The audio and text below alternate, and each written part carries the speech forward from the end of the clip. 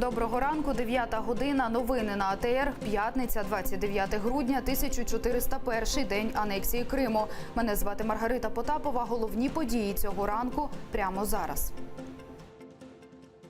Окупанти у ці хвилини зносять кафе кримського татарина у Судаку. Ця інформація шириться кримцями у соціальних мережах. Власники кафе, родина Абдураманових, підтвердили нашому телеканалу, що саме зараз до них приїхали силовики. Техніка і вже почалося знесення їхнього закладу. Кримсько-татарська активістка з Судака Ленора Дюльбер повідомила, що місцевий міський суд лише напередодні виніс рішення про знесення кафе. Тож його власникам не дали навіть скористатися можливістю оскаржити рішення. Основанием для такого решения суда, Судакского городского суда, явилось якобы решение, которое было принято судом еще при Украине о сносе некого временного строения. Но владельцы кафе утверждают, что они это решение исполнили, снесли кафе, и стоящее на сегодняшний день здание, оно было построено уже по новым документам. Есть общая политика, скажем так, местной власти по очищению прибрежной зоны, и как-то так получается, что в эту зону попадают исключительно крымские татары. Асана Чапуха окупанти вивезли із СІЗО до лікарні на медичне обстеження. Однак лікарі у Сімферополі визнали кримчанина, який через параліч не може сам пересуватися, цілком здоровим. Асана Чапуха затримали разом з Бекіром Дегерменджі 23 листопада у справі про вимагання грошей. Під час цих арештів загинула Віджія Кашка. У СІЗО в Асана Чапуха, ймовірно, стався інсульт. Як заявляють адвокати кримчанина, у нього повністю паралізована ліва частина тіла. Російські ЗМІ поширюють фейкові новини про масові затримання на кордоні з Україною і на адмінмежі з анексованим Кримом. Так, Росія відреагувала на запровадження Україною біометричного контролю для іноземців і в першу чергу для росіян. Про це розповів речник Української Держприкордонслужби Олег Слободян.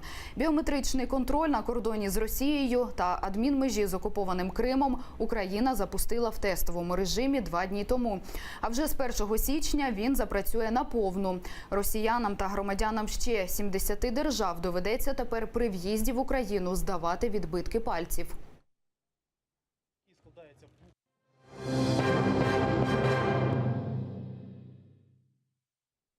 Наступний етап обміну полоненими вже не за горами. І процес пройде швидше і матиме більші шанси на успіх. В цьому переконана Валерія Лутковська, уповноважена Верховної Ради з прав людини. За її словами, формули наступного обміну ніхто не знає. Але під час підготовки нинішнього обміну полоненими українська сторона провела безліч переговорів і напрацювала величезну кількість процедур, які в майбутньому полегшать процес переговорів. Формулу ніхто сьогодні не знає, я думаю, що ніхто не скаже. Це питання переговорів. А що стосується того, що це може бути найближчим часом, це дійсно правда. Ми, власне, взагалі проводили таку кількість переговорів, що сьогодні, як би це не звучало, але ми маємо практично, як би це сказати, близькі відносини з усіма переговорниками, в тому числі і з послом Тоні Фрішем, який постійно приймав участь в наших переговорах з боку ОБСЄ. Всіх на всіх за такою формулою провести обмін затриманими на Донбасі закликає Державний департамент США. Відповідну заяву він вже розмістив на своєму сайті. У ній Сполучені Штати закликають Росію згорнути конфлікт на Донбасі. Цей обмін є кроком до імплементації Мінських угод. Ми знову закликаємо усі сторони повністю виконати взяті ними на себе зобов'язання щодо Мінських угод, включно з реальним обміном затриманими за формулою «всіх на всіх», повним припиненням вогню та відведенням важких озброєнь. Під вартою до кінця січня таке рішення ухвалив апеляційний суд Києва стосовно соратника Міхеїла Саакашвілі Северіона Дангадзе. Йому закидають спробу державного перевороту. Усі клопотання сторони захисту відхилено. Адвокати просили більш м'який запобіжний захід, а не тримання під вартою. Однак апеляційний суд залишив Северіона Дангадзе в СІЗО до 31 січня. Ганьба такому суду. Ганьба суду. Нас нема суду. Ганьба прокурору. Ганьба прокуратурі. Ганьба! Ганьба! Будьте Рік умовно. Такий вирок сину народного депутата Нестора Шуфрича виніс Шевченківський суд столиці. Шуфрич-молодший за кермом Бентлі збив людину на пішохідному переході наприкінці серпня. Тоді травми потерпілого Олексія Мельниченка класифікували як тяжкі тілесні ушкодження. Однак Шуфрич-молодший уклав з ним мирову угоду. Його батько нардеп викликав із Ізраїлю медиків, які прооперували потерпілого. За 4 місяці Олексій Мельниченко пережив кілька операцій, у тому числі на головному мозку. Родина Шуфричів виплатила йому моральний і матеріальний збиток у розмірі 1 мільйона гривень.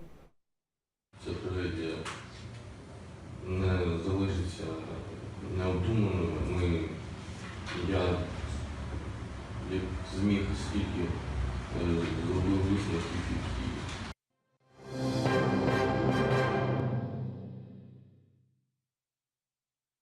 П'яний вояж українця у Німеччині. Фура з українськими номерами на повній швидкості протаранила і протягнула 200 метрів поліцейський автомобіль.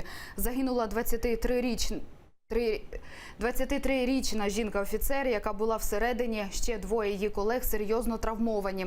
Смертельна аварія сталася неподалік кордону з Нідерландами. Саме голландська поліція і сповістила німецьких колег про неадекватного водія. 48-річний українець сів за кермо на підпитку, його заарештували. 12 життів забрала пожежа у Нью-Йорку. Серед загиблих – немовля. 4 ушпиталені у критичному стані унаслідок пожежі в житловому будинку в нью-йоркському районі Бронкс. Медики борються за їхнє життя. Місцеві ЗМІ повідомляють, вогонь здійнявся близько 7-ї вечора на 3-му поверсі 5-поверхівки. У гасінні вогню взяли участь 170 пожежників, повідомив мер Нью-Йорка. At the scene of an unspeakable tragedy. Ми на місці невимовної трагедії. У самий розпал свят, у час, коли родини збираються разом. Цієї ночі в Бронксі кілька сімей опинилися розділеними. Це найжахливіша пожежа за останні чверть століття. І це буде найбільша втрата у вогні за останні кілька років. Жахливо повідомляти, але ми маємо вже 12 загублених життів і можемо втратити ще людей. У вогняній пастці Майорка потерпає від лісових пожеж. На Іспанському острові вогонь уже спопилив 75 гектарів лісу. Спалахнув він ще в середу. Відтоді пожежники намагалися приборкати полум'я. На боротьбу з вогнем залучили майже півсотні співробітників. Роздмухував вогонь сильний вітер. Швидкість його сягала 85 км на годину. Полум'я впритул наблизилося до поселень. Місцевих довелося евакуювати. Однак нині 60 сімей вже повернулися у свої домівки.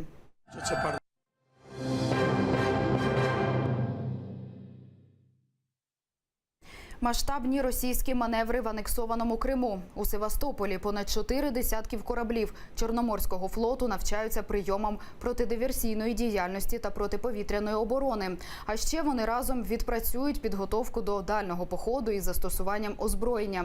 Після окупації Криму у 2014 році Росія регулярно грає м'язами на півострові, влаштовуючи показові військові навчання. У Генштабі України їх називають незаконними. На новорічні різдвяні свята Україна посилює заходи безпеки на кордоні з Росією та адмінмежі з Кримом, а також вздовж лінії розмежування у зоні АТО. У святкові дні завжди спостерігається збільшення руху транспорту та людей. Саме тому кількість прикордонних загонів збільшать в рази, а для перевірок та оглядів залучать службових собак.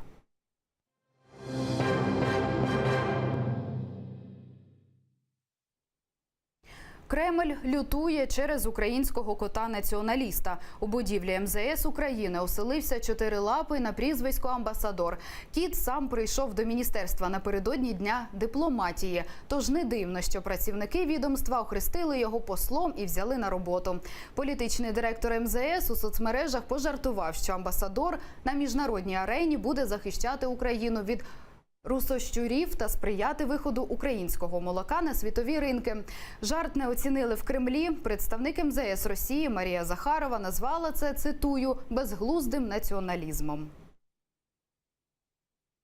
І це все, що встигаємо розповісти на цю годину. Не пропустіть наступний випуск «Заман» з Мавілє Мухтаровою, а просто зараз програма «Саба» з Єлизаветою Цареградською. Залишайтеся з АТР, якщо хочете знати більше.